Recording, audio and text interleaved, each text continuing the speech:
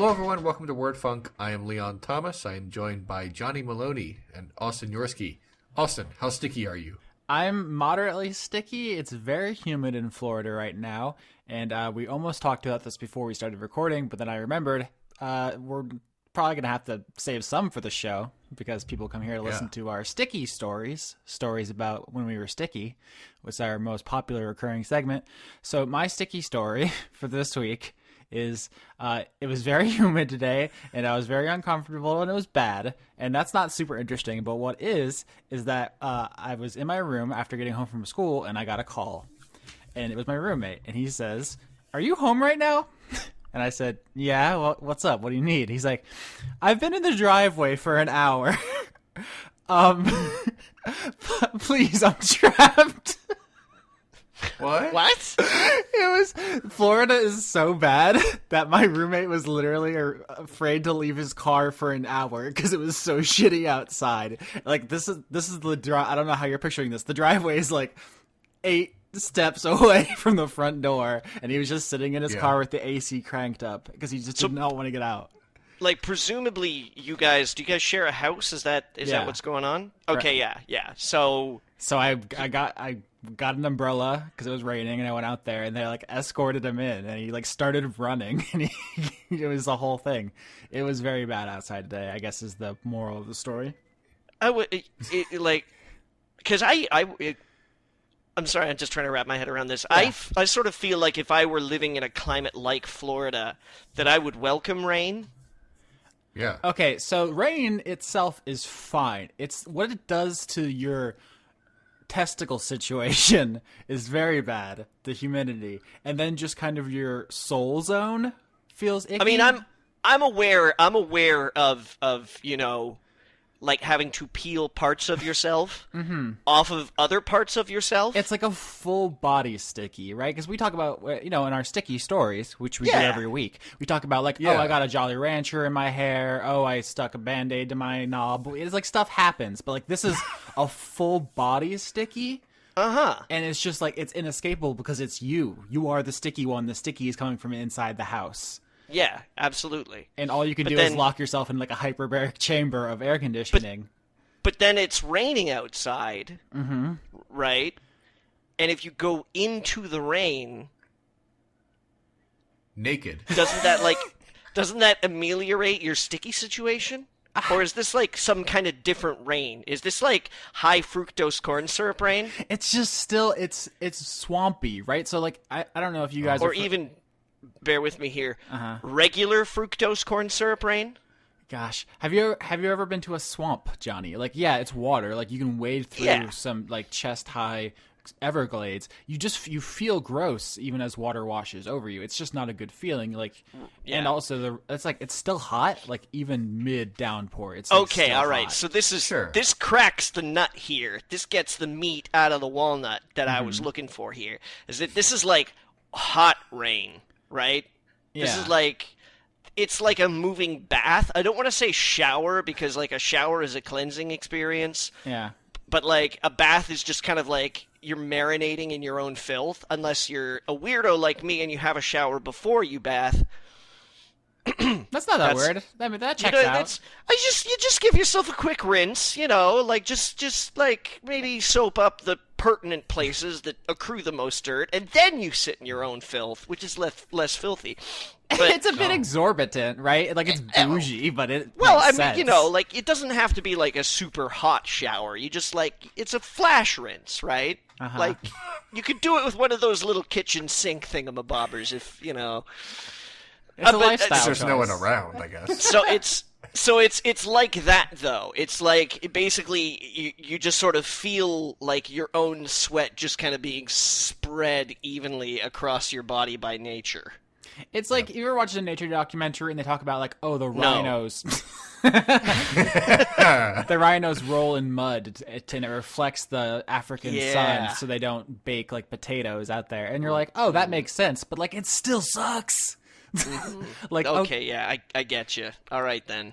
It's better, but it's still bad. And yeah. See, I'm thinking like my problem is I'm thinking Canadian rain, right? Oh, I mean, I'm sure that's delightful. Canadian rain is very refreshing, right? Because it's sort of like it's separate from the climate. It's like, because even in Canada, when we get like super hot, humid days, and you're like, oh my god, the Earth is killing me, and I want to die, rain kind of like jumps in to remind you, and it's just sort of like, by the way, you remember you're in Canada, right? And it's like, everything's not that bad. Yeah. So, yeah. I'm sure when people tune into a podcast, their two top most wished for topics are dreams and weather talk. That's what everyone loves. So I also got sticky today. Oh shit, another sticky story. Well, that is the thing we're famous for, so. This one's really short, though. This is a very short sticky story. Okay. Because I bought 10 pounds of pork for $20. Okay. And there was a hole in the bag that I did not discover until I got home. Oh no, is that why it was cheaper? And when I say the bag, I don't mean the bag in which I was toting the pork. Yeah, the pork bag. I mean the bag in which the pork was contained that I was toting in another bag. That inner bag there was a hole in, and I got pork blood on my hands. I mean, I guess metaphorically you could argue that by eating pork I do have pork blood on my hands, but like quite literally I got pork blood on my hands. My next door neighbor had to get a new car because his old one had a milk situation that happened inside somewhat similarly. And it's just like at a certain point, you're like, it's a lost cause. Yeah, but you can take a reusable grocery bag and put that in the washing machine. It would take one hell of a 3D printer to make a washing machine large enough for a 4-door sedan. You got me there. Leon, what's your sticky story for the week? Oh God, I don't know. I mean, it's a little intimate, and it's mostly honey. No, it's painted a very vivid picture already. Okay. Okay. So, do we have any like real topics this week? Because like I'm cool with just like goofing off, because you know me. I don't have too many goof off stories this week. Yeah. I'm very sorry. It's okay. I got stuff. I did learn an interesting fact, and that is Chuck E. Cheese's full name is Charles Entertainment Cheese. Yeah. But beyond that, it's been a pretty dry week of me working, and I watched Bloodline, the third season. Yeah, I heard. I gotta get on this because I knew it. I saw that the new season come out. I was like, Austin and Leon are gonna talk about this, and I'm gonna be 2 seasons behind. No, it's okay. I mean, I don't want to spoil things because Johnny's gonna watch it, but I'm just gonna say this to Johnny to set your expectations correctly. The first season is great. Yep, and I heard the second season was like, that's okay. The second season was good. The third season is just okay. Oh. But here's the thing, Johnny. You still have to watch it. I know because everything ends in a cliffhanger like all the time. But like so by the third season, you're already invested. You know? Yeah, that's the thing. Like a lot of people said, yeah, I didn't really like the third season, but I was so invested in the story of these characters that I'm like, even just an okay season of Bloodline is, still good enough for me. And now it's over, so they don't have to have like a shitty 4, 5, 6 seasons where they've dragged things out too far. Yeah. Every single time I ever recommend that somebody watch, like, Buffy the Vampire Slayer, there's a part of me that wants to go, and you should probably just skip the university season, but then I'm like, they won't skip the university season. Nah. I mean, everybody's invested by then. The university stuff is, like, tolerable. It's when the little sister shows up that I was like, okay. Yeah. Yeah. I see. Now, it's a different thing now. I like Dawn well enough. Well, the Dawn season had a great villain, though. We're very different That's true. people. Harmony was a good villain. No, that was Glory. Harmony was the other one. Yeah, sorry. Come on, Joss Whedon, stop giving your villains just noun names. But no, I liked Glory. She was like she was good. I mean, bear in mind, I watched the show during its first run when it was fresh. I haven't had any time to let this marinate inside my head because I am not like even though I really liked Buffy the Vampire Slayer, I'm not like the Buffy the Vampire Slayer fan that still thinks about it very much or rewatches episodes in the way that I am a Star Trek fan, but I still occasionally will just watch Star Trek for no reason. I will say this about Bloodline, Johnny. Savor every bit of Ben Mendelsohn you get. He is a delicacy, and there's only so much to go around. So really, just kind of luxuriate in those scenes. Speaking of Netflix stuff, I'll get swampy with Ben Mendelsohn. Get sticky. It's a pretty swampy show. It is set in the Florida Keys. House of Cards, new season. Came out. Everyone beat me to the joke. It's the deadest joke that's ever existed. Is that the show kind of seems lame now because politics are way weirder in real life than in this fake made up thing. I also think they have run out of like things that a politician could conceivably do to advance their career. Like, it's like, okay, murder, bribery, corruption, like all kinds of backroom deals. And then like, what, like summon the squid from Watchmen? Like, what else can Kevin Spacey do at this point? Fan fiction. Isn't he? I mean, I watched one episode and I noped out. Yeah. But someone who watches the show tells me about it from time to time, and I listen because I'm polite. And humble. But it is to my understanding that, I mean, spoilers, I guess, but he becomes president like within the first couple seasons or third season or something like that. You can let's just write it off and say, we're talking about the British series that this is based on, and the spoiler warning for that has elapsed, so you're fine. Yeah. Okay. Well, he comes into power like a bit into it, and then the rest of it is about him hanging on to it. So, and here another thing is just when you get to a series that has, I don't know, 50, 60 episodes, they have to introduce so many elements and characters that it just gets bloated, and that's why I really like when a show knows when it's got what it said what it wanted to say and kind of gets out. And House of Cards has kind of reached that point for me. It's not poorly made or poorly acted or anything, and there's nothing that like I look at it, I'm like, the people making this didn't know what they were doing. Like, it's fine. It's just, it feels like it's pretty much said everything that it should have wanted to say.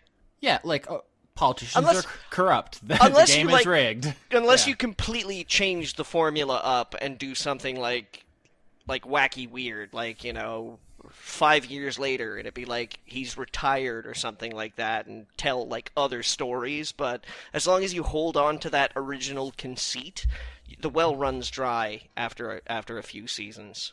Yeah, I mean, the original House of Cards is like, I don't know, 8 episodes or something, the British one. It's very short. Like, I watched it in like a day, I think. And it's like, he becomes prime minister, he does, he murders someone, he gets into a scandal, and then like, it ends. Like, I don't know if I want to say how it ends, but like, it ends, capital E, no more. Like, in House of Cards is like, I don't know, 60 hours in, and it's like, aha, and then my scheme for next season is like, fuck, oh my god, this entire season, I can't believe they did this. They spend like half of it on one election that's like started last season, and it's just like, dog, I just went through this in the real world. I am so done with elections. Please stop. Maybe next season he'll become super president, and they'll give him something else to do. Yeah, the Fuhrer. That's unfortunately the comedy well is like, oh, like if you're gonna do Trump, fuck off. But like, there really isn't anything else for him to do except to get cartoonish, if you don't think he is already. But I don't know. House of Cards is a weird thing because I still like it, but I also have like serious reservations about its continued existence, which is a weird thing.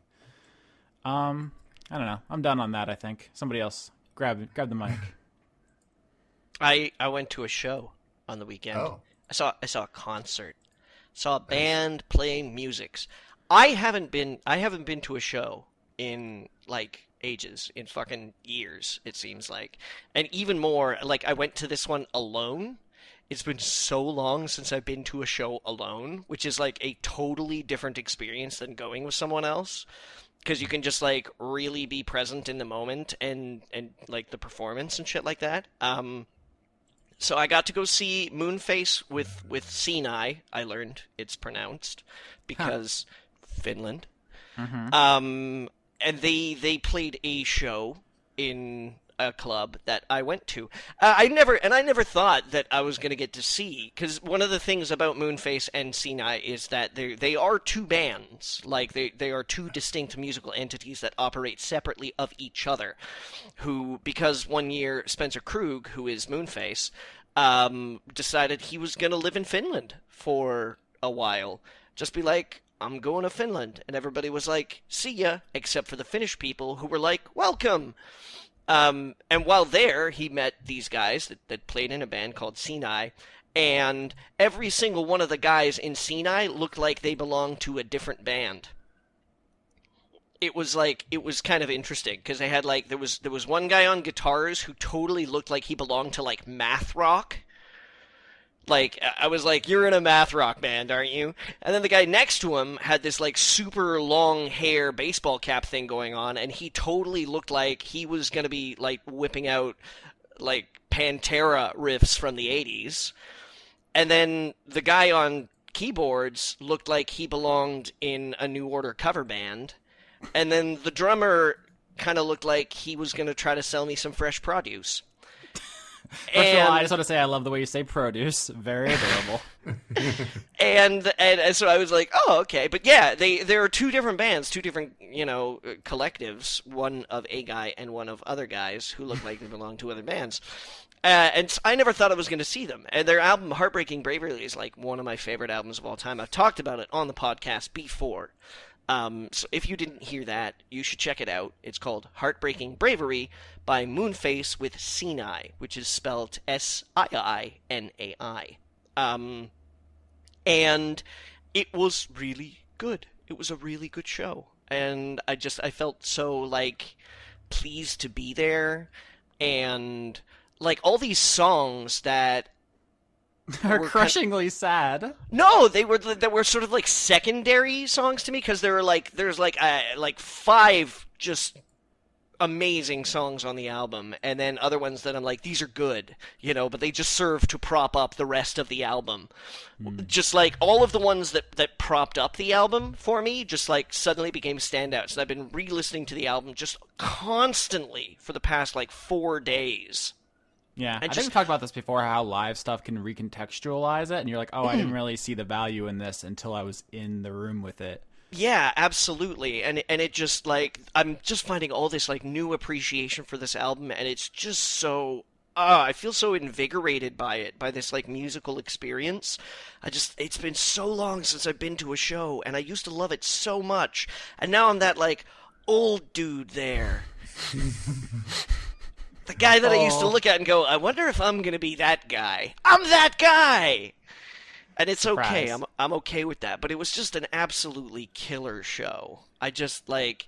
Spencer Krug is one of the most reluctant performers I think I've ever seen in my entire life, He's genial enough. He's very much like, hey, guys, thanks for coming out. On a Sunday, too. Woo! School night. But like he doesn't mill about, he doesn't hang out and like talk to people and shit like that. But yeah, he was just like seized by the moment. You could tell by the way he handled his bells. Literally, his bells. He had some bells that he was handling, and I was like, that's a man who likes his bells. And one of the guitarists for Wolf Parade too opened, Dante DeCaro, who had his own stuff, which is good. It's good stuff. I like it. He has an EP called Kill Your Boyfriend! Although I don't think it's supposed to be said with such vitriol. Yes, Austin. Just good advice, also. Generally speaking, Nothing on this podcast is legal advice, of course, for me, but I'm just saying. Our opinions, I believe, don't even represent anybody's opinions. Yeah. But that was good. I did that on Sunday, and I was happy. And I still feel pretty good. I'm having an okay week, even though work is awful because somebody had to have an organ taken out of them, and they're busy getting over that. I swear to God, I thought you were going to say somebody poisoned the water hole, and I was about to lose my shit. No water holes that we are yet aware of having been poisoned. Dang, that would have been good. This last week was actually pretty amazing for music. I'm sorry, Leon. Just your hell will continue for another couple minutes here. I'm just reading my Twitter feed. You're fine. Okay, good. I was worried about you. Arcade Fire released a new single. Radiohead released a previously unreleased but previously performed live track, which is, I believe, one of 3 from their OK Computer reissue. Alt J, I think, had a new song. Fleet Foxes had a new song. I think Carly Rae Jepsen had a new song. Like, have you been keeping track of this? Like, every time I turn on the internet, I'm like, oh shit, it's new. It's pretty good, Johnny. I'm a little overwhelmed right now. Johnny's got a lot going on. I got a lot of spinning plates in the air. Yeah. I got a lot of cats and rocking chairs that I'm just like, keeping an eye on right now. So honestly, I'm all my research these days is very passive. Insofar as that people say, "Have you heard this?" and I go, "Nope."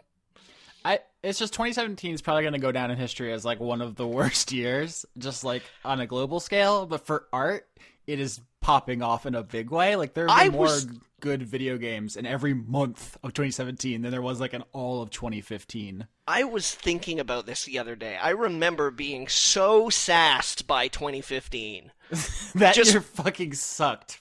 It was awful. I felt so greasy at the end of it. I felt like the year had its way with me and just like cast me aside like a candy wrapper or something like that, in a place where you don't want to see a candy wrapper too, like a public toilet, where you're like, why was somebody eating a chocolate bar in here? Like, that's just awful, And but now, like looking back, I'm like, man, 2015 was some pretty special times. I get broken up just thinking about it. It was pretty special for just like mental health reasons. Yeah. Personally, but not. Well, I mean, obviously that's in hindsight. I'm pretty sure when we were in it, we were coming here every week and being like, "It's all on fire! Please help!" It's just like in retrospect, it's like, oh, young people problems. Do you guys remember those? Oh yeah. I was happy too. I forgot to mention this, but my brother and me, the CISO show, finally came to Canada by way of the iTunes. So I got on that and I watched it, and I love those boys. They're very good. They are very good boys. And I was very touched at the end of it. At the very last episode where Justin was like, "I'm just so thankful." I was like, "Me too." That's not going to make sense to anybody who hasn't seen the show. Yeah, but it couldn't happen to nicer people. Also, I hear they're going to be in Trolls 2. Have you heard about this? I heard a whispering or something like that.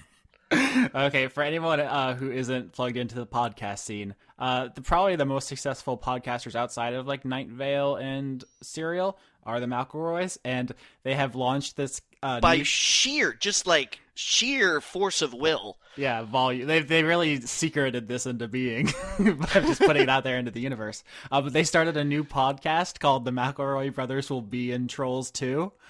And the show is about how they will be in Trolls 2. So like, there's 2 episodes right now where they're just like, so at the time we didn't know we would be in Trolls 2. But this is like, it's a retrospective for a thing that hasn't happened. It's like very meta and bizarre. But you know what? Guys, stuff is weird out there right now, right? Just like the whole scene is weird. You gotta fight weird with weird. Like none of this shit goes away if you behave normally, I mean, there's an emoji movie. Like there are no rules anymore. Okay. Poorly. So as punishment for you guys talking about like a variety of things that I won't care about, I'm going to, for the next 2 minutes, talk about professional wrestling. Yeah. You're just gonna have to deal with that, I guess.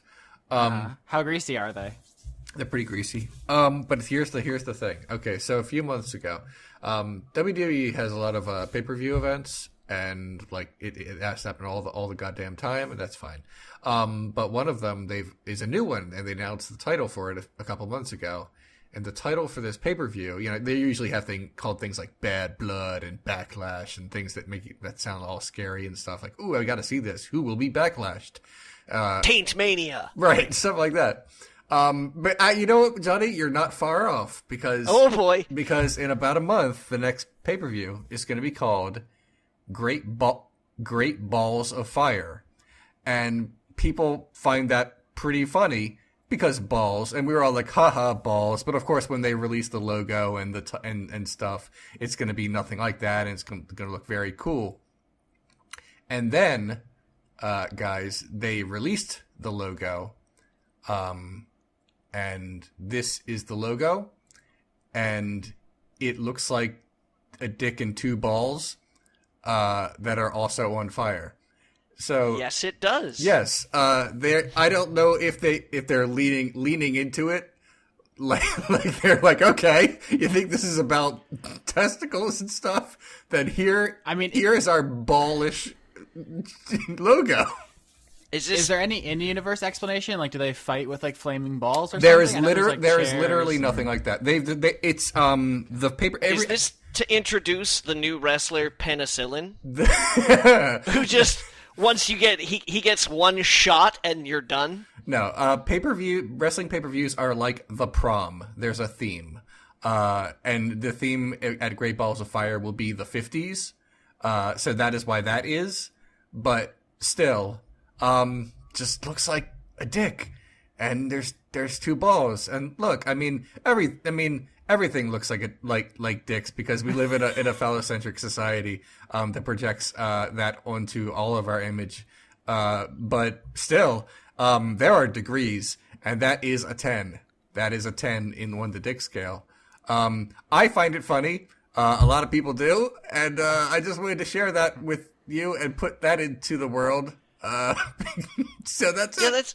That's not really subtle, you know. Oh, it's not. There's a lot of times when people all the Disney stuff, you know, where they're like, "Look, if you look really closely right here, you know," it's all sort of like, I guess. I mean, you know, whatever. A little. Like it's maybe a little obscure, or you can argue, but that's front and center right there. Yeah. I don't know. I think it could be more blatant. One thing that's tripping me out about it is they're upside down. Like, if the balls were at the bottom, I feel like that'd be a different thing. Austin, you have to imagine. You gotta learn to love every penis. Yeah. Also, you have to imagine. You have to tilt your head just a little bit and imagine that there is a person there also. What I'm trying to say is that not every erection looks the same. Okay. Some of them point down, some of them point up, some of them hang a little to the left, some of them hang a little to the right, some of them curve, some of them corkscrew, other ones just like stand up straight and salute. But I mean, that's I could see that on the end of a Tom, Dick, and Harry. I don't know if they corkscrew unless you're not a human, but they ducks. Yeah. Look, all I'm saying is I have seen some very, very convincing cosplay. Okay. That's Wait. That's fair, I guess. What? Like Knuckles the Echidna cosplay, or please don't make me explain that joke. Don't have to. I'd rather not go into it. I don't. Okay. I don't know what you're saying, but we don't have to. And that's fine. Okay, that is the dumb thing I wanted to share. The very juvenile picture I wanted to share. And by the way, for basically the reasons I'm saying, this can't be the banner, so you're just gonna have to Google WWE Great Balls of Fire. It's not a good idea for reasons. Wait, because of the copyright stuff, not because it's both. A bit of both. Okay. I don't think it's obscene. It's not. I think you guys are. It's not obscene, but it's a bit much. Like, for example, the episode about what was it called? God Sauce. I couldn't show anything suggestive, so I just showed a man looking upset, and that was it. I felt like that was enough. This is a lot. I don't think maybe you guys are overstating it is my thing, because I get that we come on here and we make like boner jokes, right, guys? Because of the dicks. But like we're adults. We are. Like we're grown men. We are adults, but here's the thing: people cannot not see it. That's the thing. It's all anyone is talking about with this ridiculous pay-per-view. I don't know. Maybe I'm desensitized. Here's a dick thought. Here's a cock like topic. All right. Here's like a cockic conversation. Yeah. Jesus, how do I even approach this? Are you guys aware of the band Death Grips? No. Okay. Well, I'll try to get through this as fast as possible then. There's a band called Death Grips. They're kind of avant-garde hip-hop. They're, I described them to my friend as, like, what if a homeless man was yelling over Sonic Youth? Oh. Which is, it's not 100% accurate, but it's in the ballpark of some of their stuff. And the reason I was listening to them recently, I mean, A, I like them, and B, because I watched Doctor Strange, which is another topic altogether. And in Doctor Strange, they use... We should talk about it after this. We're Doctor Strange bros. In that movie, they use the Pink Floyd song Interstellar Overdrive, which is a very good song. And there's a Death Grip song where they sample it. And watching Doctor Strange gave me like the urge to go listen to that song. Anyway, Death Grips is an interesting, weird band. But one of their albums, which I think is called Deep Web No Love or No Love Deep Web, has one of the most striking album covers of all time. It is, and this is where we get back to the Great Balls of Fire thing, it is an erect penis with the album title written on it. Great. It's just a it's like just a in penis. Sharpie. Yeah, it's like, and I believe it's someone in the band who just took a picture of their dick with their album's name written on it, and that's the title. If you go to the Wikipedia page for the Death Grips' second studio album, you will be met with a picture of an erect phallus, because that is what that album's cover art is. Okay. They also got dropped from their label for deliberately leaking that album because of how they do. Oh. Which is... Oh, look, it's a dick. Yeah, you've seen it? What do you think?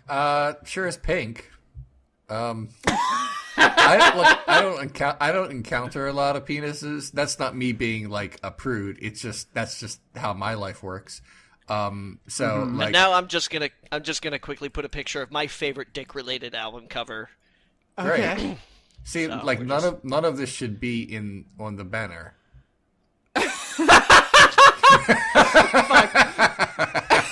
Hey, Johnny's is better than mine. And if you think for a second that that's not real, think again, son. Okay, for those, since this is an audio show, I will explain. It is called Barbara McKay, Give Your Dick to Me.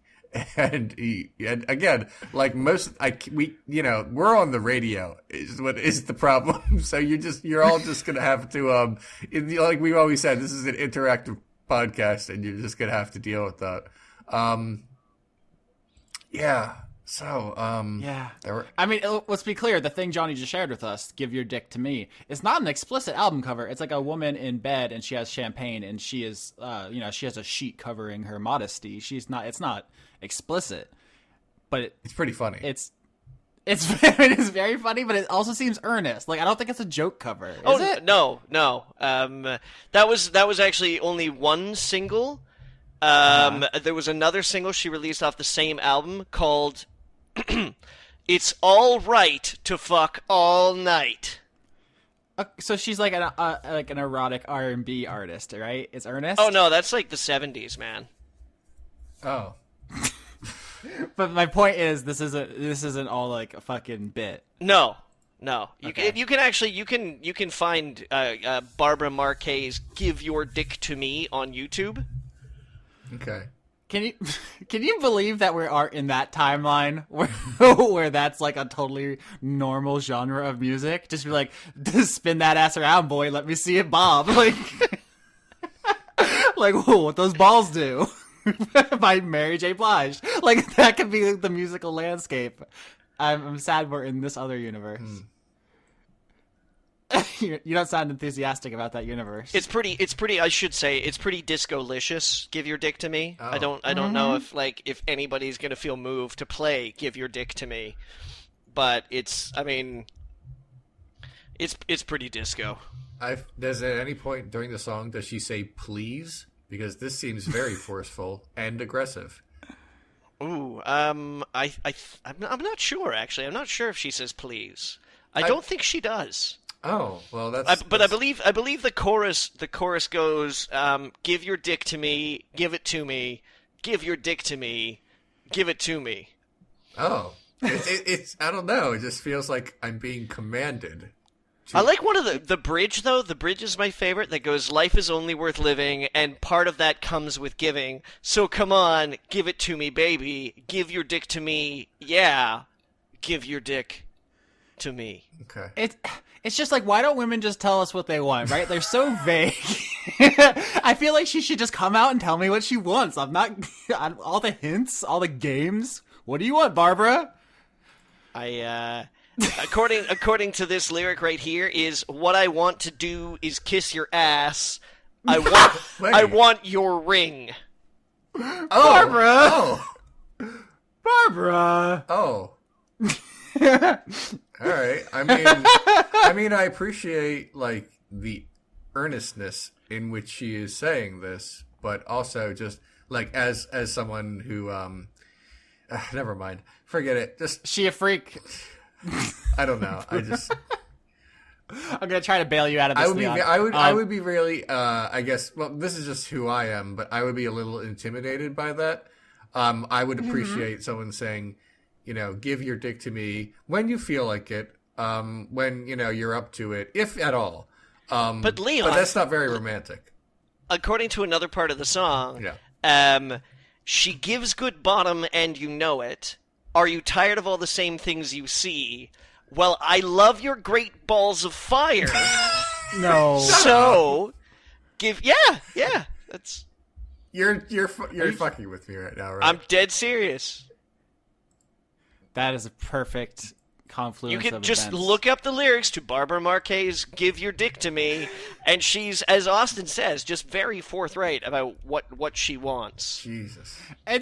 It's funny, Leon, because you're like, oh, I don't know if I like all this aggression. And I literally had the thought the other day that part of growing up for me has been going from being mean to women because of my own insecurities to being mean to women because that's what they ask for. Oh. It's like not much has changed except for the expectations around all of this. Yeah. So I like that Barbara just comes out and just like, give me that ass, boy. Pretty much. Like, it's a better world that we live in when people are just honest about their needs and feelings. Also, I am on the Wikipedia page for No Love Deep Web. Yeah. And here is the guy in the band's whose dick it is explanation of the cover. It's a display of embracing homosexuality. Neat. Not that either of us are homosexual. Am I making sense? People are still going to think that it's macho, but it's not. That's not the source of where it comes from. Oh. It's a spiritual thing. It's fearlessness. It represents pushing past everything that makes people slaves without even knowing it. It's a picture of a dick. I know. Just to be clear. I know, but it's like it's so weird how we have so front loaded the presence of penises to be like, there's. They come with baggage, They Like literally do. nobody can just be like, it's a dick. Yeah, it's comical, but also weirdly like aggressive and like a weird power thing. But also it's a joke. Like everyone's like, dicks. But also it's you said like with a phallocentric society, it like represents power in art. At the same time that we're laughing at it, it's very. And also, yeah. Just the very idea of somebody having a picture of somebody else's dick, just in modern, contemporary culture, is so skeevy. Because it's What? Did I tell you that my roommate accidentally Snapchatted his dick to everybody? No, but this we is can talk precisely about this what now. I'm talking about, though. Everyone in my friend group done got the dick pic. What? Okay, two things. Why was he sending it to anyone? And two, how did he screw that up? Because I don't know anything about Snapchat, but I do know something about hiding my shame, and that's not a thing I would ever do. So, yeah. I don't have Snapchat either, which is why I was spared it. Oh. But my understanding is it was for his girlfriend's enjoyment, and he accidentally reply all'd or whatever. I don't know how Snapchat works, but everyone got it in their inbox. Okay. Did she also get it, or was she the only one who did not get it? I feel like she got it. Okay. On several different levels. I mean, so it was, never mind. Yeah. God damn. So, do you guys want to keep talking about fucking awesome-ass Barbara, or do you guys want to talk about something else? I like her. She's very cool. I like her whole scene, her whole style. You should listen to Ex-Military or The Money Store, by the way, everybody. The first 2 Death Grips albums, those are the ones I'll stand by. The later stuff, not as much, but they're very weird. I want to be clear about something. I'm not sex negative. I'm just negative sex. So I want that. I thought you were going to say I'm sex awkward. Yeah, I want that to be clear. Abstinence only, Leon. Oh, that's literally the life I prefer. Yeah, isn't that also? It's weird because it seems like you're. I'm trying not to project too much onto you. It seems like you're uncomfortable with that because there's this expectation that you wouldn't be because the world's men, right? And they're all their sex wanting, and you're just like, I'm Leon. That's not my life. Do you find? It's not. But I'm saying, do you think there's actually friction there because that's what people expect of you, or have you just outgrown the mortal requirements of societal expectations? No, I actually every once in a while, someone will talk to me like I'm a guy. And no, that and I cannot tell you how much I hate that. What does that entail? I don't really have sex talk with. I get that a lot, where someone will be like, "Damn, check out that ass" or whatever. Yeah, Please don't talk to me like that. That kind of thing. Never. Someone will say something like that, either to me or in my presence when they know I'm in earshot, as if I'm cool with that, and I'm like, you have the wrong impression about all of my priorities, and I don't want to. Yeah, it's not even I disagree. It's just this is not happening now between us. This is not a conversation I am interested in, right? Regardless of the content of it. I have zero problem. Zero problem. Yeah. Aesthetically, noticing when somebody is dressed provocatively or something like that and being like, wow. But at no point in time have I ever been like, I have to say something to someone about this, or else I feel like my sexuality is challenged. I need to tweet about this immediately. I don't get that. It's weird. The best part is when someone's like, "Hey, I would hit that." It's good for you, Jeff. Great. No one was asking. The person so worried. It doesn't make any sense to me. It really. There's a huge disconnect. I don't get it. I do not understand that impulse. I don't know. It's some lizard brain stuff, and it's totally common. I'm sure there are plenty of people out there who would hear this and think we're the weird ones, and that's fine. Yeah, that's okay. I'm it's the conversational part of it that I've never. I don't know. Maybe I just don't like talking to people. I mean that may be a thing. Here's my test for whether or not if the thing you want to say to me is okay. Let me put it to you this way: if you have to look around to make sure if you're going to say something about women to me, if you have to look around to make sure other women don't hear you while you're saying it to me, I don't want to hear it. If you have to, it's the same thing I've talked about, in racist stuff, for example. If you have to look around to make sure there are no black people around, the thing you're about to say to me about black people is not okay. It's interesting because people have kind of stopped doing that. people just say it now. They're like, I don't care. Well, maybe on the internet, but in the stupid internet. I know that. Well, yeah, that's the trade-off with the good part of anonymity.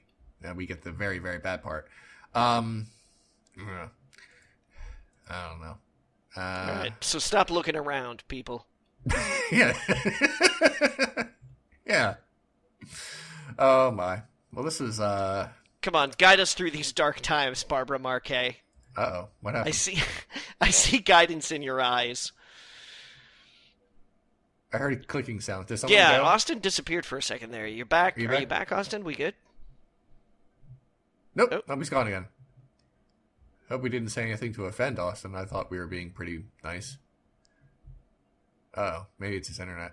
Yeah, maybe the rain's come to get it. Oh, yeah. It was raining and also hot.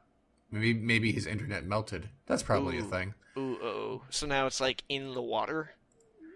Austin, are you back? It's really difficult to strain internet out of a puddle. Yeah, I'm back. Can you hear me? Yes. Yeah, here. Okay, it's raining again. Yeah. It's storming. My internet was sad. Oh. Okay. All right. Well, those are all the penis-related things and like sexuality-related things that I didn't know I was going to talk about, but that I'm definitely did talk about, and I'm definitely done talking about it. Is there anything else you guys want to talk about? I could talk about Wonder Woman, but it would just be me saying it was fine for 5 minutes, which is still like a light year better than all the other DCEU movies. That's a huge step up. I was very relieved. Yeah. Just being like, oh, it was okay. Yeah, you can see it if you want. Yeah, I guess that was my reaction to it. There are a couple things that I really liked about it. I'll just say real quick. I like that like Wonder Woman is like a good person and not shit. She's she doesn't mope around. She doesn't have like a hidden inner horrible violence to her. Wait, are you telling me, Leon, break this down for me to terms that I can understand here. Are you saying that there's a DC Extended Universe movie that's not edgelord? It's not dank skeleton memes? It's not dank at all. It's whatever the opposite of that is. Dry? It's very dry. No, fresh? That sounds bad. Crisp? Fresh. Yes, it sounds fresh. It is, I like that she was just like a good person who wanted to do good things and like put that into the world. That was refreshing. That's the kind of like 1978 Superman shit that I'm down with. I can't. I know. I'm having trouble parsing this. I like that aspect to it. The rest was just like superhero origin stuff that gets it like by nature it's I'll kind be back of in a second. I need to go to my thinky place. That's fine. It's like bogged down in the kind of superhero origin stuff where there's just a ton of mythology that has to be explained, whereas normally when you introduce the main character of a movie, it's just like a guy or a girl and you like learn bits and pieces about them, but they're just like a human being, so there's no like world building that you have to get through first. That's just a thing that happens in like all superhero origin movies, with rare exception. But besides that, it was fine. Go see it. I guess I'm not elated, but I'm pleased. That's still good. Okay. That's like half our questions this week. First of all, Wonder Woman about stuff? Wonder Woman. Yeah, that's it. It was pretty good. I didn't love it, but I mean, so what? How often do I love a movie? Mostly, I'm back. most movies are bad. Something being pretty good is also kind of amazing. I stuck my head in the dryer and turned it on for 10 seconds. I feel clear-headed now. Cool, I guess. I don't want to sound like I'm down on it. It was pretty good. So that's it. Those are literally everything that I've done all week besides just work. But no one wants to hear about how I edit things. So do you guys have any other topics, or do you want to like jump into questions? Johnny, why don't you tell us about your thoughts on Doctor Strange? A, because I want to talk about it, and B, because my internet's falling apart, so I don't know if I want to do questions right now. We'll see if it gets a little better before we get to that part. Doctor Strange was kind of fun. It was, I feel like it was a little rushed a bit, because it's sort of like one of those It needed a montage, Mhm. which I'm just kind of like, I don't know, against in movies. At least these days, it just sort of seems like, but I mean, like, how else are you supposed to tell that story? You know? Um,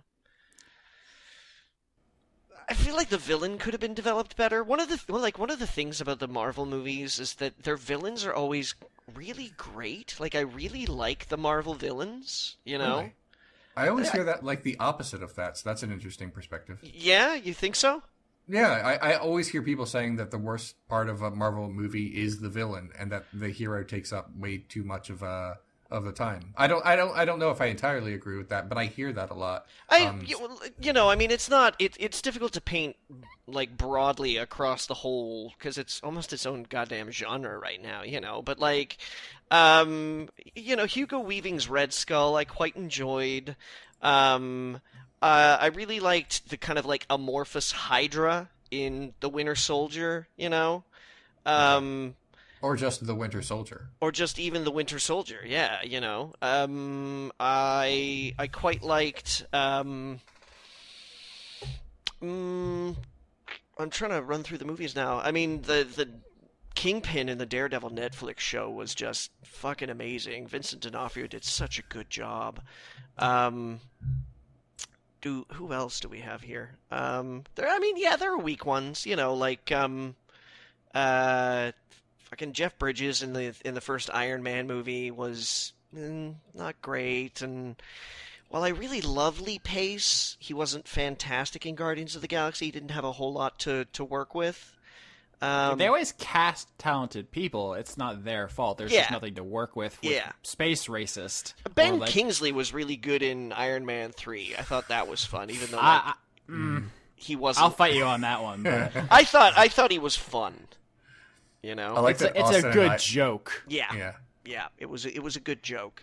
It's not a good third act. No. The Iron Man 3 was not the best Marvel movie at all. So I'm putting aside the Netflix stuff. I think Marvel suffers a problem where they perfectly cast every part, and then they have so many talented people that a couple of them don't get enough time on screen. Yeah. So like, I like Mads Mikkelsen more than anyone should like any other person. Mm-hmm. And when he's on the screen, like he's got you. Like he is a charisma event horizon. Like he gets sucked in, but can you like? I can't quote any of his dialogue. Like, well, I don't know what he really wanted except for everything to get evil. Yeah, that's what I mean. Is that it was kind of like they really throw away that it was like, oh, well, his family died, so now he wants nobody to die, except he's just doing it the wrong way. I was like, what? Okay. Yeah. It's also like Ronan the Accuser in Guardians of the Galaxy. He's a racist. That's his whole thing. Yeah, and basically. Like, Lee Pace is fucking... I would watch a live stream of him just, like, going through his groceries or whatever. Like, Lee Pace is amazing. Toasting an English muffin. I want to see Lee Pace toast an English muffin and then apply some kind of fruit preserve to it. And itemizing his taxes, like, just anything. Then eat it, but, like he was really enjoying it. This is a very specific fantasy. I want Lee Pace to pet a dog, and I want to watch. That's what I want. Okay. A few months ago, he took a bunch of photos on his Twitter account of him and a wild butterfly, and my heart just like squished. I was like, oh. Yeah. Okay, so enough crushing on Lee Pace. Off to the side. So I mean, yeah, like Doctor Strange was fun. You know, I mean, it wasn't. I didn't expect it to transform anything. You know. It's comically paced is really what I took away from it. It's good. It's well made. It has good jokes, a couple good action scenes, but it moves at such a clip that occasionally it feels like it's trying to make a statement about modern movies. Like the way that, because okay, go back and watch like a movie from, I don't know, the 70s, or you could do it from even earlier. Compare throughout time, like the cadence of how someone talks in a scene, or the blocking and how they do shot, reverse shot. Like there's a language to it. And Doctor Strange, like they literally just like kick each other through windows from one scene into another. And it's like, I gotta do the thing. The artifact is doing the MacGuffin. Oh great! And he just runs into a closet. And it's like, now I'm in a new place. You ready to go get the guy? Yeah, I'm gonna get the guy. And it's like, but there's a dark secret. Like, right. Yeah. Like I said, It's almost like it's superhero origin story, so there's just like a ton of world building, so they have to just like shoot us through like everything so quickly. But it's not even like exposition, right? Because that's its own thing, and like even good series have exposition. It's like the speed at which they do it becomes farcical. Because like Jessica Jones or whatever, Daredevil, they're like, yeah, you know, I had this experience, and it's like it's been tough, and like they just like talk like people. But like in Doctor Strange, it feels like I'm watching it on like 1.5 or something. I did. Like there were a couple of times where I feel like I blinked and I missed something. Very rarely do I rewind movies because it it just Life is happens. short. But I just sort of like, I walked away from the TV for like to go get a drink from the kitchen, and I came back and I was like, what the fuck is happening? He's like, I killed a man. Like, It's like this almost, is a big you know? moment for you. Anyway, I gotta go to New York or something. It's just like, what the fuck? Hang on a second, I'm gonna kick this guy into the desert and then go to a broom closet because I'm dying all of a sudden. What? And then I'm fine now. Shh, don't worry about it. Yeah. Which, yeah, I think it's a deeply weird thing. It's called Doctor Strange. It's strange. It's beautiful, right? Like the effects are. It's almost like a cliche to say nowadays that it's like, oh, I think practical effects should be used when possible. There's something you can't replace with CGI. But like, I don't know if that's true for Doctor Strange. I think the movie only works with the CGI, and I don't think you could do it or would want to do it any other way. It's like kaleidoscopic. Yeah, there's this otherworldly quality to it that the like the excess of CG kind of enabled. You know, like that almost unreal real. It's aesthetic. Hashtag aesthetic, and it works, and I dig it. But I don't. I'm sorry. Go ahead. I don't know if movies can get any faster. I guess is my point. There's a certain point where we just got to take movie pills and to just ingest them because they don't go in front of your eyes any faster. Yeah, that I think that's pretty apt. Where does Hollywood storytelling go from just shouting exposition over fight scenes? In virtual reality, where it all just happens at once, and you just have to like focus on the one part that you're like, okay, now when I watch it the second time, I'm gonna look to my left. That's already kind of happening with video games because people said for a while like, oh, I don't really like cutscenes. They like take you out of it and they're not immersive and they take too long. So what a lot of designers have done is have like people on the radio talk to you while you do gameplay and just like exposit, or you find like audio logs. Like BioShock was System Shock was the big innovator. BioShock, codified it for the masses. And so there's this thing where like, oh, play while plot happens at you, and like there has to be a point where you can't speed that process up any faster, right? Because we're not even taking breaks for story anymore. The story is just over top of the shooting. So I guess it's like an attention span thing, right? Like the cliche is that people these days have no attention span. Something phones, but too much. But like, sorry, you lost me. You ever do the Black Mirror conversation? What if phones, but too much? Yeah.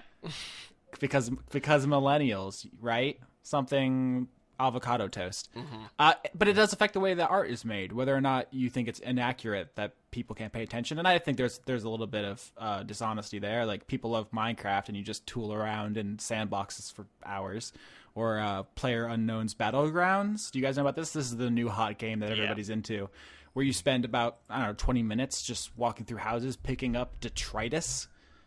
And then you get shot in the head, and then you start over. Like Well, that's not like the first time that DayZ was doing that. Yeah. I guess my point is millennials actually have more attention span than people say. I think it's an exaggeration. I think that if people in the 20s had cell phones, they would have also found some other movies poorly paced. It's not that big of, it's not like we've changed biologically. No, but it's a matter of engagement, you know, like when you have these established pillars and like art spanning decades that do it the same way over and over and over and over again, people are going to get sick of it. yeah, and like pop music, everyone's like, oh, you know, the 4 chords or whatever. There's a certain formula for writing music, and you have to have a 3-minute song or whatever. Like, there's no way to boil it down any more than that. I guess my question is a kind of a rhetorical one, which is like, where does art go from here? And that's kind of a lame question, because the answer is, we'll figure it out. we'll probably have something new, and like something that we can't even contemplate is the right answer. But it's just like people don't Wake up, sheeple! It's not. That's exactly what I'm trying to avoid. It's not like, oh, my taste in art is better. Get on my level, scrub. Read a novel. Like, I like blockbuster movies. They're fine. But the reality is the way they're being made has changed a lot, and now it's kind of codified. And it's like, if you don't like that style, you're kind of boned for the big ones, right? They're not going to make like slow, methodical, plodding action movies. Yeah, the days of Die Hard. I don't know if it's plotting, but that is more sensibly paced. Yeah. There's scenes of where they're in offices talking about the Nakatomi Plaza like model building or whatever. That you know, you go to the hostages for a little while and get a little bit of tension, and then release with like a shooty bit, and then you know, slow it down a little bit and ease back into it. An explosion! It's not just, you know, take it easy, man. It's cool. It's very sexual. Something's gonna happen soon. This episode's hot. That's incidentally just honestly how I work it in the bedroom. Just so you know. Okay. Nah, I'm like, give your dick to me. No. Wow. Jesus, Barbara, comment. I was gonna say, what would Die Hard be like if they made it these days? But then I remember they actually do keep making them. They just suck so bad, and that's the answer. I've solved it. The answer is things are gonna get to Die Hard 5 levels, and then we're all gonna be sad. Yeah. I just want to say real quick that I hated Doctor Strange, and I thought it was butt. Fuck that movie completely. Also, I found Benedict Cumberbatch's American accent the worst that I may have ever heard. There was just moments where like you're just talking like Benedict Cumberbatch except tired. Yeah, he has a Benedict Cumberbatch accent. That's his accent. Yeah, I mean, I'm sorry. I mean, look, I think like when British actors can do American accents really well, and or vice versa, I think that's great. But that was just, I was like stunned because even though I don't love the guy, he's not a bad actor. So I was like surprised he could not do that at all. I mean, it was better than that fucking Star Trek villain he played. That was insufferable. Yeah. I hated that. Yeah. What? Sorry to linger on this. Is there anything more particular that you can articulate about what you didn't like about Doctor Strange? Some of the pacing definitely. I guess you guys were talking about. Well, at least it had great visuals. I'm sorry, but no. I mean, I'm not. I just don't find those kind of visuals striking. If there were a lot of things that looked like that, it wouldn't be much. But I can't think of anything that looks quite like it. So it's novel to me, at least. Altered states, except you know, lower fi. You know what it actually reminded me of? Yeah. It's like a cutscene in a video game. Like Doctor Strange is like, no wonder I hated it. Yeah, people keep saying like, when are they gonna make a good video game movie? Doctor Strange is basically a video game movie. It's like cool ass cutscenes back to back to back, which is 100% not Leon's jam. That explains a lot. What a piece of shit. I did like one scene. It lasted like 10 seconds. But because it was a very old style of comedy joke that they made, where I can't remember the exact specifics of it, but I think Mads Mikkelsen says Mr. Strange, and then he says Doctor, and then he says Mr. Doctor, and then and then he says no. He goes, Strange. It's Doctor. No, he goes, what's your name, Mister? And he goes, it's Doctor. And he goes, Mr. Doctor? It's Strange. Maybe it is. Or something like that. Yeah, who's on second? Right. I find that brand of humor very funny. But that one moment I'm like, okay, you got me right here, Doctor Strange, and then they fought and I didn't care. Oh God, Leon, you're getting old. You know that, right? God, it's such a fucking piece of shit. Okay. All right, I'm sorry, but like I normally like I can sit through like a even though I don't love it, I can sit through like an okay superhero movie like Ant-Man and say, well, that was fine, I guess. Even though I would say that was, not that fine. So you'd lie, okay. Not that fine. But Doctor Strange was like, I don't find any of this compelling at all. And he's such a dick. Sorry. And I'm sorry. He is a dick, but source material, Even so. God, just, Okay, so, I want to see a Leon-directed superhero movie. I want to see what in that genre is valuable to you and how you feel it could be done better. Which isn't like why don't you go make your own? I'm just actually genuinely curious of like if there's anything in that you find salvageable, like ideologically. I don't know. I guess the best way I would say that was like we name superhero movies I like. There's like two opposite ends of like the spectrum. Like my favorite superhero movie is 1978 Superman. I like the mythology of it. I like that Superman just seems like a good guy. I like that it is campy. And it has my favorite scream of all time when Superman finds that Lois Lane has died, and Christopher Reeve goes like, and then it screams in this way that like it's like amplified in the movie that I just can't even believe.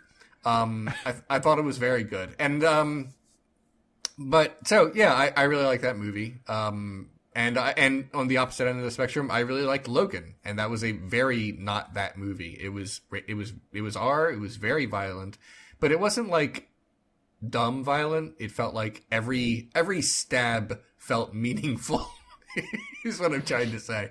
Like I felt it's a good movie that just happens to have comic book characters in it. Yeah, it's a western. Difference? It's a western okay. that also has adamantium in it.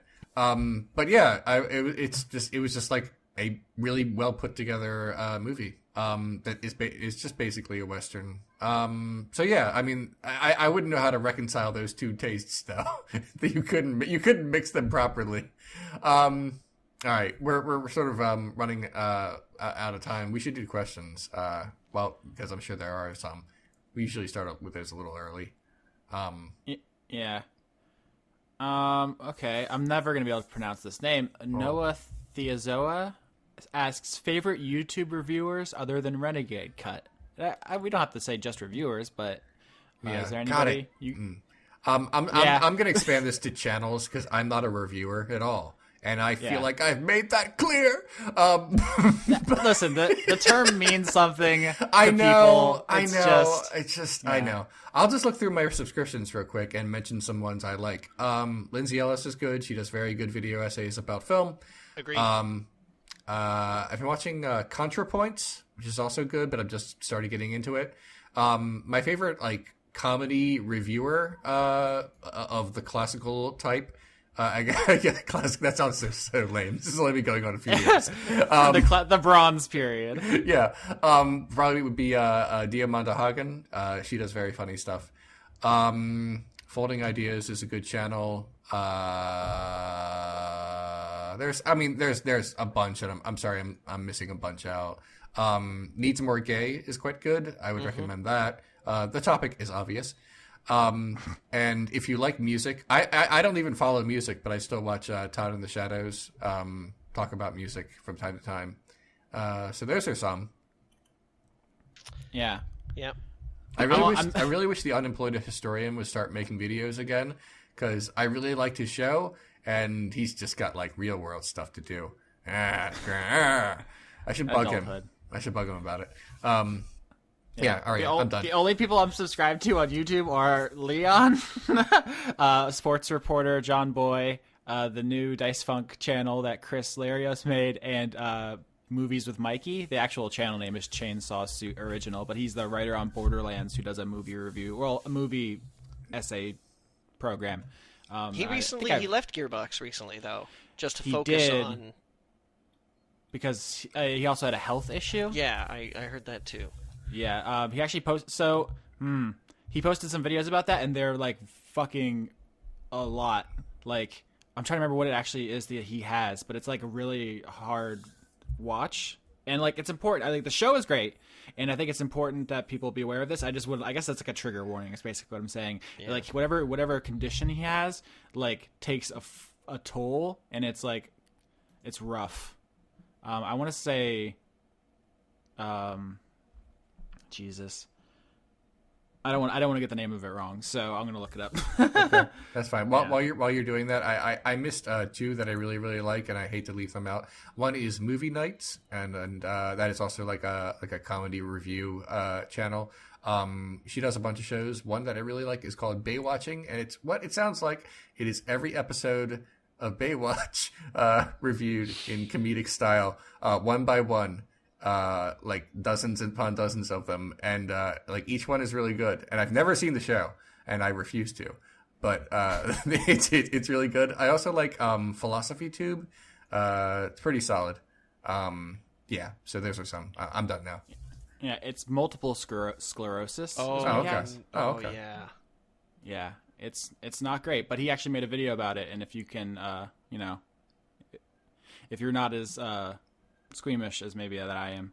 I don't think of myself as a squeamish person. I think maybe it's just like the empathy of seeing someone go through that is maybe what it was. Because like blood or whatever, like I've just watched horror movies, none of that stuff matters. But it's just like a human very seriously and for real suffering on camera, I think is what got to me about that. But also good YouTube videos about movies. So all right. These things happen. Yeah. I don't know. I don't have anything profound to say. I'm sorry. Channels I really like on YouTube.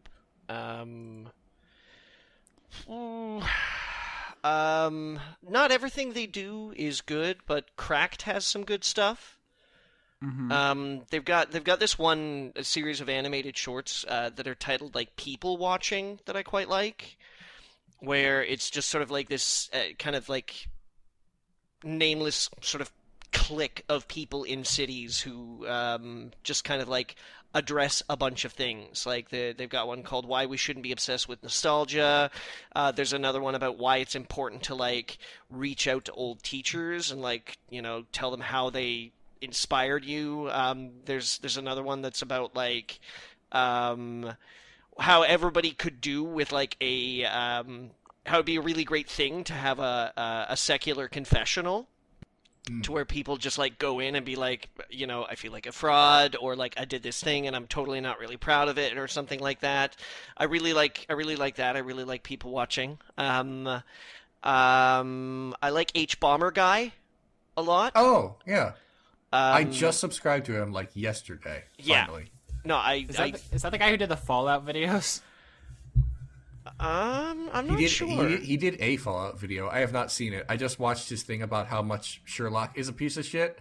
And I was like, I love you. Oh my.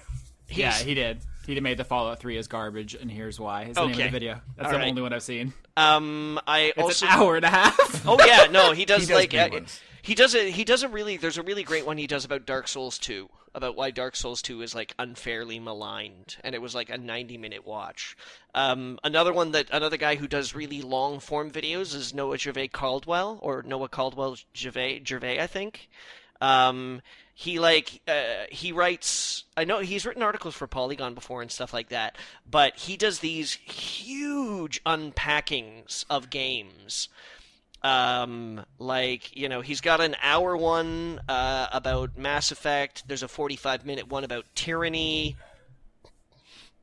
There's a huge one that he did on Homeworld as well that was like 90 minutes or something. Like, some of his videos are straight up feature-length film almost. I really his videos are very, very dense about video games. I quite like those. P. Hicks is another guy. I don't know if I've talked about the band Octagonal Yours on the podcast before, But it's this like it's based around this instrument called the Optagon that was like this toy in the 1970s by like Mattel or Fisher Price or something like that uses like celluloid discs as basically like sample bank. So you'd put these like records into this machine and then the keys would play like looped samples and you'd play along and stuff like that. But anyways, like P Hicks is Dan Hicks is his actual name, but yeah, he kind of plays music and does whatnot under the name P, as in like a P in a pod. And one of his hobbies is like going to secondhand stores and buying like audio tapes and like VHS tapes and shit like that, and just seeing what's on them. So I'd like some of the things he just has on his YouTube page are just like, hey, these are a bunch of commercials I found on a VHS tape that recorded the 1984 Los Angeles Summer Olympics. And it's just like a bunch of commercials from like 1984. Or like, you know, there's one weird one that's like 3 minutes of just a chicken rotisserieing on a barbecue. Yeah, he finds some of the weirdest shit on these tapes and just plays them. I also Peanut Butter Gamer I quite like. I like Austin Hargrave. He seems so nice. He has ferrets and a dog. I know. He's such a delightful boy. Yeah. A couple of other like weird ones. There's this guy named who he records under the name This Is Dan Bell, I think. And he has a series of...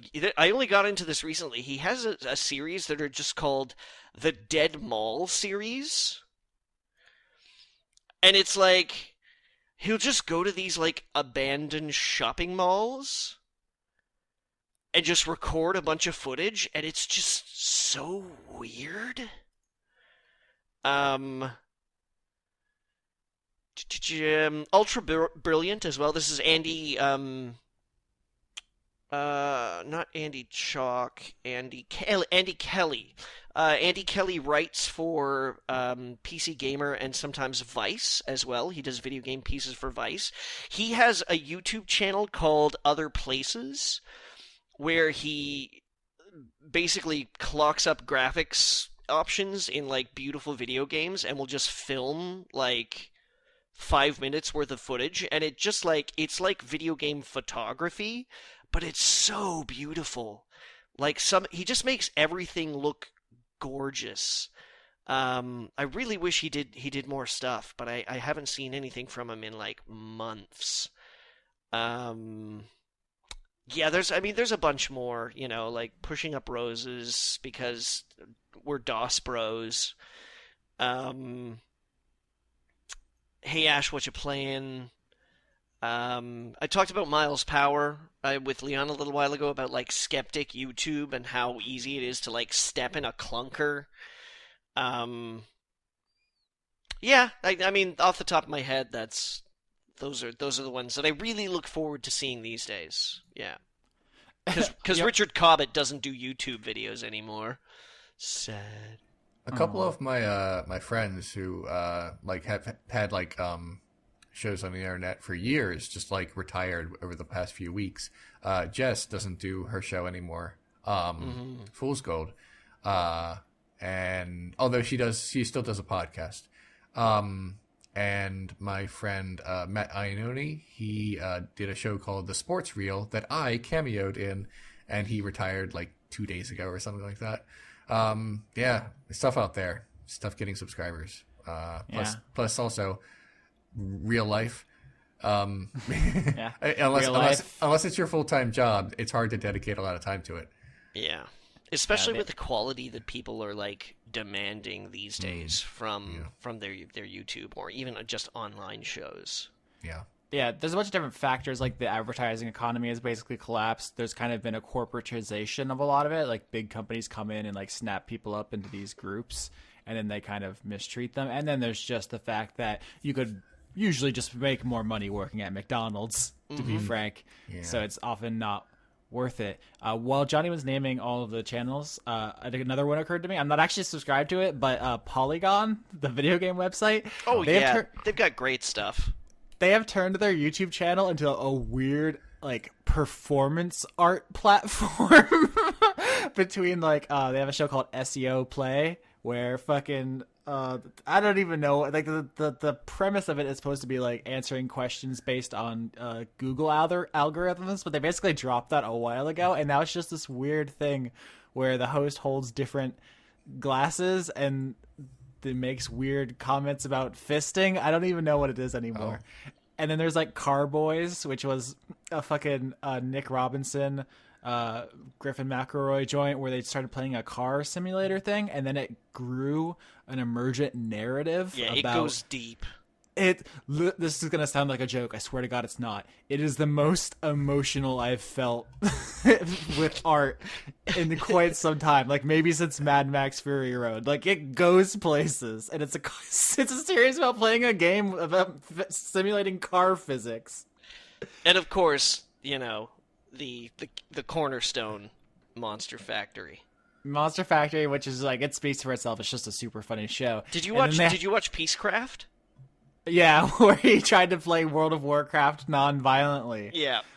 And that ended pretty quick because there's not much you can do. It's funny, but there's only so much you can do in that game, unfortunately. And also, all the fans ruined it. Here's a weird thing. That show almost became a meta commentary on interacting with an audience online, right? Because it's a joy, but it's also so hazardous because everyone wants to be part of it and they want to be heard and acknowledged. And so they like push themselves into it and try to make it about them in a way. And like, we probably could dedicate more time to talking about this because there's this thing about like making yourself available to an audience and respecting feedback, but also keeping distance and boundaries. And like, there's something to be said about that dumb series about World of Warcraft. And have you seen Please Retweet? No. Okay, so there's another, this is also just a Polygon show where one of the guys who works at Polygon, he made a picture of Toad from Mario, and it's like Toad, but he has human legs. And the show is every week they compose a new tweet using that picture and tweet it at Nintendo to try to get Nintendo to retweet it. It's very surreal. I very much recommend just looking up the picture that they tried to send to Nintendo every week. It's like I think he's wearing a diaper too, but it's not like overly disturbing. It's not like overt. You look at it and you're like, oh, it's Toad. Wait, hold on, what the fuck? It's very weird. So yeah, Polygon has just gone. I was gonna say off the rails, but it's actually like way better. Like I don't watch like Kotaku's or IGN or GameSpot's channels. Like they're just gonna post video game trailers. But Polygon's is a weird platform. Okay, we answered one question, so that was good. Yeah. Nailed it. You want to do one more? We could lightning round maybe. I don't know. Cyrith asks, any thoughts on the Cowboy Bebop getting a live action TV series? Could be good, could be crappy. Dunno. I mean, I love the anime. I don't know that anyone's going to actually do it justice, right? Like Ghost in the Shell is a thing. All right. Next. Do you care? No, you don't care? No, not even a little. Oh, Jesus. I didn't like the show. You fucking... Yeah, okay. Austin, to compare it to Ghost in the Shell is, I think, kind of unfair because there's a lot in Ghost in the Shell that has to be unpacked, and you just can't do that, like, in a movie. You know, they did it. There's a Ghost in the Shell movie, and it's know, good. but the thing is, okay, all right. So it requires a slightly more restrained pacing than Hollywood was willing to give it. I guess, and that's back to the pacing conversation. Are we just going to let Leon get away with not liking Cowboy Bebop? He can Look, do we've whatever already the talked fuck about he it. wants. That's just contrarian. No, it isn't. Look, I don't like action anime. I just don't care. I watched a few episodes and I was like, I don't like this, and that was it. There's nothing more to talk about. I'm just trying to say that Cowboy Bebop is going to be would be a lot easier because it's not quite nearly as nuanced.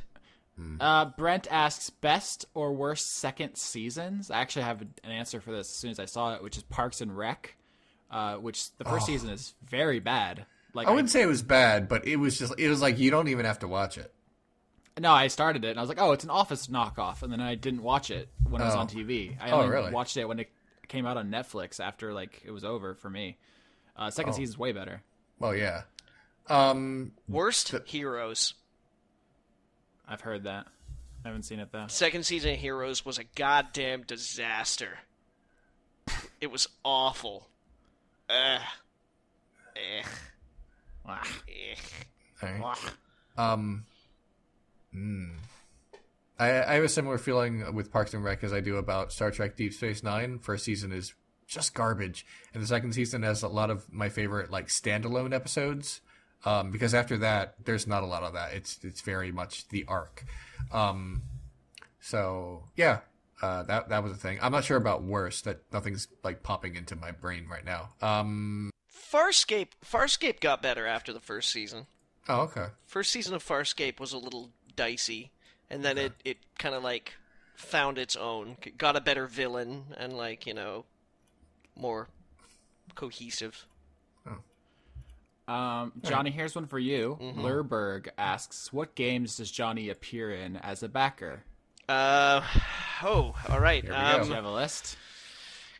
Not on hand, but okay, off the top of my head, I'm in FTL, I'm in Shadowrun Returns, I'm in Wasteland 2, I have a presence not as a character, but as a, like my name appears in Torment Tides of Numenera, and, something else, but I can't remember what. Did you say Wasteland? Yeah, Wasteland 2. I'm in. I'm the whatchamacallem duty. Yep, The Gravedigger. The Gravedigger in Hollywood. Yeah, it's there. I think that might be all that I'm in.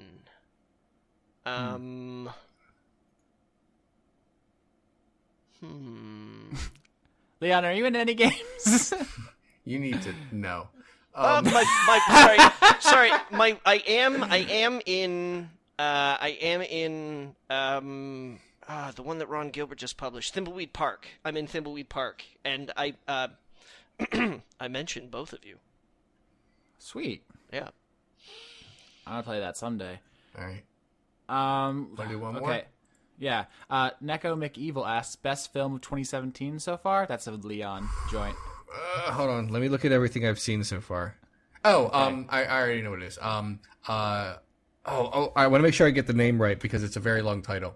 Hold on. Okay. I'm sorry. While you're doing that, I'm in Tex Murphy too, the Tesla effect. Isn't that an FMV? Yeah.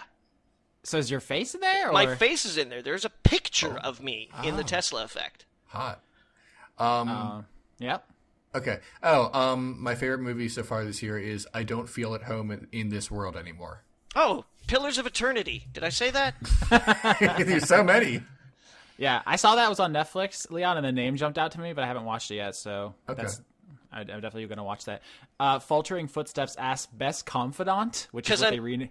Because I'm actually a player character in Pillars of Eternity. We're in the third question after that, and Johnny's and I really hope that means that I'm going to be in the second one too, because it'd be a real shame if I was a character portrait in the first one and then they took it out for the second one. That would make me sad balls.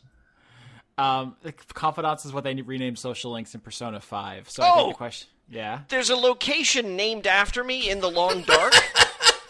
No, I'm super into this. I hope this goes on for like another 5 minutes. There's a place, I'm not sure if it's in yet because I haven't played the latest build, but there's a place in the Long Dark called Maloney's Crossing.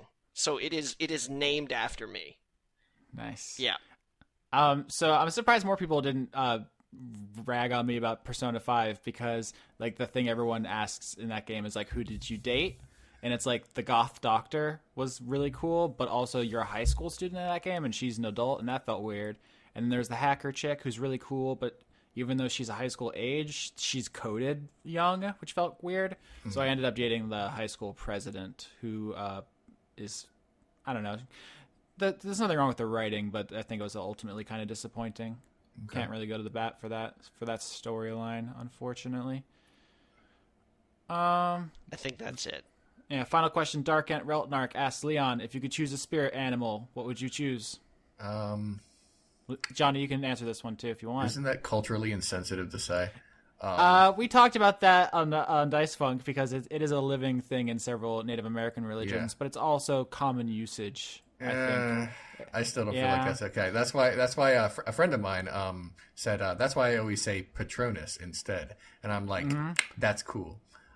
Which is why we started saying stand instead of spirit animal. It's a Dice Funk thing. But okay, cool. Yeah.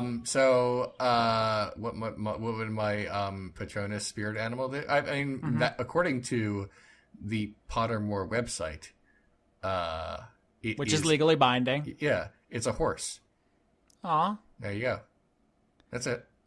I don't have like a funny answer to that. Sorry. It's a horse. I feel like that's what I would get if I tried it, because like my zodiacs are Sagittarius and horse in Chinese, so it's just like a horse from hell to breakfast. But like I feel, and this is, everyone already knows, like I feel like sloth is like how I choose to identify. Johnny? It's also the least fun sin. You're not doing it right. Yeah. Johnny's he's putting some real thought into this, and I can respect that. Okay. Now I'm still looking over the questions, and Uzuki asks, "Are muffins a type of cake?" And it's fucking me up. Are they? Sure. Yeah. Just eat it. Just eat it. Just eat it, and not, if not you even stick care. icing on that motherfucker, you got a small cake. It's just a small cake.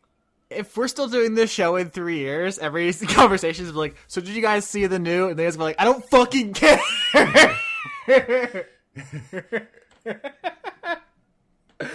Johnny, we can't be set free from our podcast curse until you answer the question. I don't know, man. I'm having trouble with this. I don't. Why aren't I my spirit animal? I'm an animal. Do I not bleed? A Homo sapien, then. I guess so. I'm very boring like that. Okay. I am what I am, and I say what I mean. You know, I'm a human being, and I'm like, give your dick to me. Exactly. Johnny, you're very much a Hufflepuff, as previously discussed. I'm okay with that. Let's just be what we are and not complain about shit. We would all be blessed to have such confidence and self-assuredness. Good podcast, everybody. Bring it in. Teamwork on 3. 1, 2, 3. Teamwork. Wow. Well, all right. If you're going to be like that. Speaking of teamwork, guys. Yes. I defrosted a bunch of chicken legs for dinner tonight, and I'm not sure what to do with them. Should I fry them? Should I make some fried chicken tonight? Why not? I mean, who's going to stop you? I mean, no, it's like nobody's going to stop me. It's just that, like, you got to mix up the flours and beat the eggs and heat up the oil. Like actual fried chicken. Like, right, I forgot that people cook and it takes long.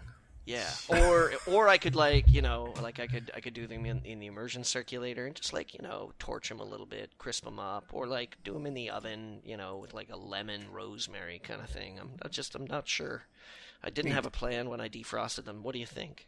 I think I ate Taco Bell for dinner, and I'm pretty comfortable with that. Listen, Johnny, it's about Leon now.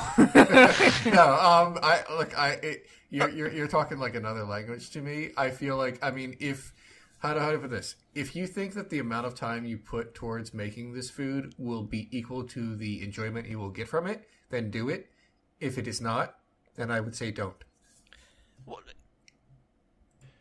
salad. I don't mind putting the time in. Okay. Is the point. I'm just sort of like, should I fry the chicken or should I just do something in the oven or?